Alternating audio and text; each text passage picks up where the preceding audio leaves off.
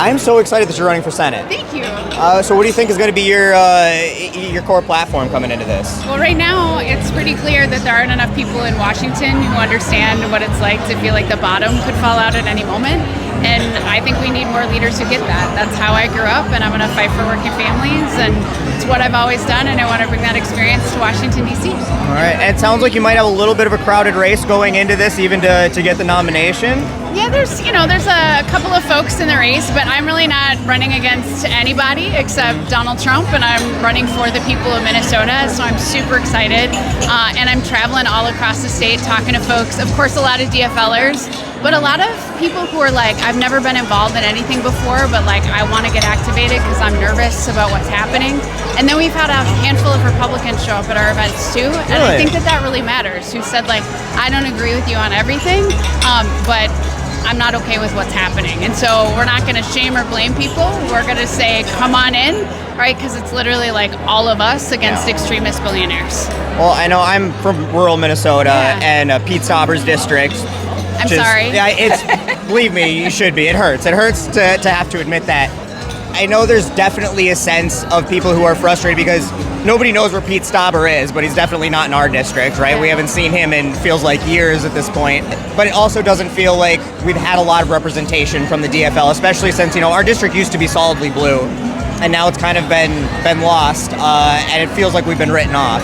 And so do you feel like you're going to be able to connect with rural Minnesota, especially these districts out here that don't feel like we're getting the representation from, the farmer laborer party that used to like embody what our areas were? For sure. I mean, the biggest thing we got to do is show up.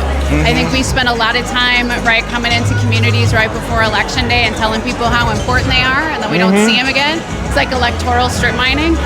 We're having these, right, like, we're having kitchen table conversations all across the state. We've had almost 20, primarily in red congressional districts. And it's not just like your typical town hall, like speech and Q&A. It's really like a facilitated conversation, asking folks what worries you in this moment, who are you fighting for, and that what brings you hope. And those kind of conversations, we were up on the Iron Range in the basement of the library in Hibbing, was one of the very first conversations we had.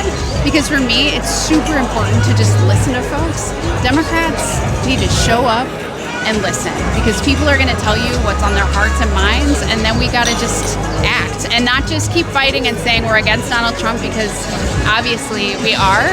Well, we can't run on being against Donald Trump. Right. We got to run for something. That's exactly right. We got to tell people what we're for. And I think, right now, like Congress lowering the price of 10 prescription drugs for Medicare, that's great. But my question is, why not all of them, right? And so those are the things, making housing more affordable, childcare, fighting for things like paid family and medical leave that we got done here in Minnesota, but for everybody. Like, those are the things I think that people are really hungry for, and making sure that people know we're gonna fight for them.